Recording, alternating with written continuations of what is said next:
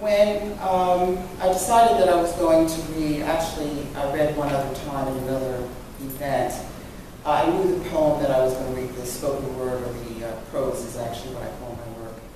And then I went searching for a second one, which is going to be the first one that I read to you tonight.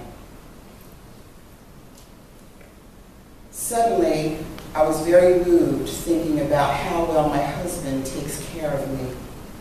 And as I nudged him to let me rest my head on his chest, I wondered what I would do if something were to happen to him. As I lay my ear against him, I could hear his heartbeat, thump, thump, thump, thump. The rhythm so relaxed and steady, I wondered what it would sound like if it increased in order to come to my aid. Thump, thump, thump, thump. His heartbeat sounded strong and in charge, commanding the attention of my ears, never missing a beat. Thump, thump, thump, thump. He is my hero, the one that makes all things good and sweet. I am confident that he is the one that loves me with every beat of his heart until the day he dies. Then he moved a little and signaled me that he was getting up. As he lifted away from my hearing, I felt a slight panic. What would happen if I couldn't hear his heart beating ever again against my ear? Could I always remember that sound? Thump, thump, thump, thump. This was written in February 2005, and he passed away in October that same year. I'm good, but it was just astounding to me. I had never read the poem out in public until that day. The second one is called The Beach Was Superb, and I wrote this when I was mourning. The sun was 30 minutes from the horizon when I first got out of the car. I bundled myself with scarf and hat and gloves, and then covered my head with the hood of my full-length black wool coat.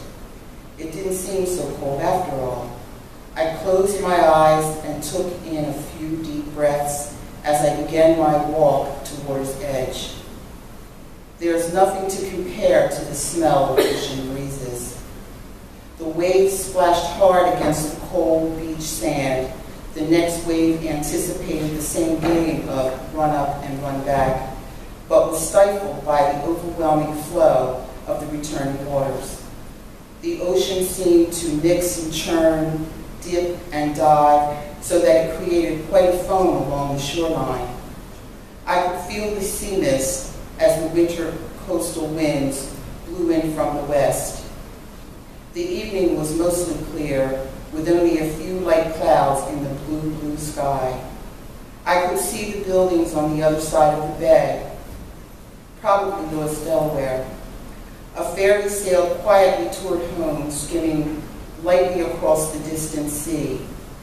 I didn't notice any seagulls flying by as the few clouds in the sky took on shades of blue, purple, pink, and orange. The sun itself showed strength as it hung effortlessly, suspended yet noticeably settling slowly into the western sky. I looked, felt, and heard the different textures of the sand as I walked one end of the beach and then the other. I tested and teased the waves in my own game of catch me if you can, as I listened to the rise and fall patterns of the ocean movement. As I listened to the rise and fall patterns the ocean movement made. There's a certain silence evidence amid the noise of the ocean, in between the blowing of the wind and the crashing of the waves. And that is where I am able to find a peaceful moment.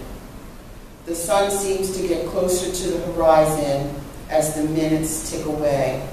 I love to watch it move, sink into the earth's